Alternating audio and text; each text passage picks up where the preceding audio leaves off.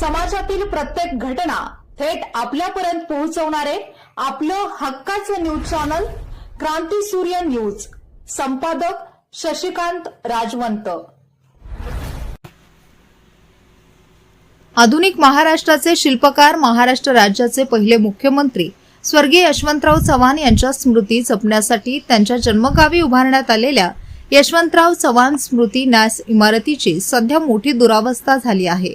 देखभालीच्या अभावामुळे स्मारकाची पडझड होत असून प्रशासनाच्या या उदासीनतेबद्दल स्थानिक नागरिकांमधून तीव्र नाराजी व्यक्त केली जात आहे. सध्या या इमारतीच्या गॅलरीमधील पीओपी छताचे तुकडे खाली पडू लागले असून यामुळे इमारतीच्या सुरक्षिततेचा प्रश्न गंभीर बनला आहे. केवळ छतच नाही तर स्मारकातील पूर्णाकृती पुतळा परिसरातील कठड्यांच्या फरशा देखील अनेक ठिकाणी निखळल्या असून त्या तुटलेल्या अवस्थेत आहेत.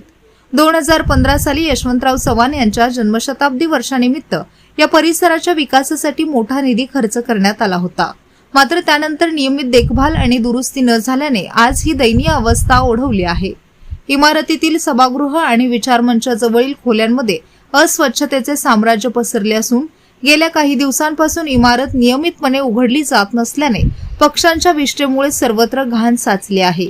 येथील पंखे आणि इतर तांत्रिक सुविधाही पूर्णतः नादुरुस्त झाल्या आहेत. या स्मृती न्यासाला दररोज अनेक पर्यटक, विद्यार्थी आणि अभ्यासक भेट देत असतात. मात्र स्मारकाची ही स्थिती पाहून त्यांना मनस्ताप सहन करावा लागत आहे. महाराष्ट्राच्या राजकारणात आणि विकासात महत्त्वपूर्ण योगदान देणाऱ्या थोर नेत्याच्या स्मारकाची अशी अवस्था होणे क्लेशदायक असल्याची भावना स्थानिकांनी व्यक्त केली आहे. संबंधित प्रशासन आणि स्मृती न्यास व्यवस्थापनाने या समस्येकडे तातडीने लक्ष देऊन इमारतीची दुरुस्ती करावी आणि परिसराची नियमित स्वच्छता व देखभाल सुनिश्चित करावी अशी आग्रही मागणी आता जोर धरू लागली आहे.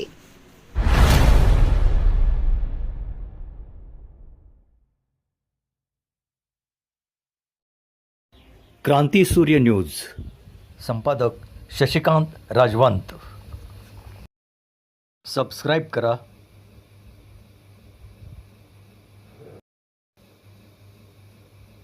बेल आयकॉनला क्लिक करा आणि लाईक करायला विसरू नका.